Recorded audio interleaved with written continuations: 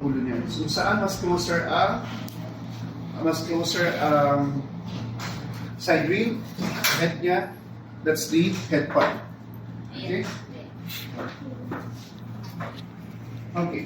So, sino pwedeng pasyente? Ako. Si Josie na lang, sir. Ikaw na lang. Okay na lang. Puslan man. Puslan mo pwede. Okay lang. May pag-post na ako sa ano sa Okay, paki-ano nyo ha, paki-video ninyo. And then after I demonstrate, you are going to do it yourself. Okay? Kailangan na. Okay.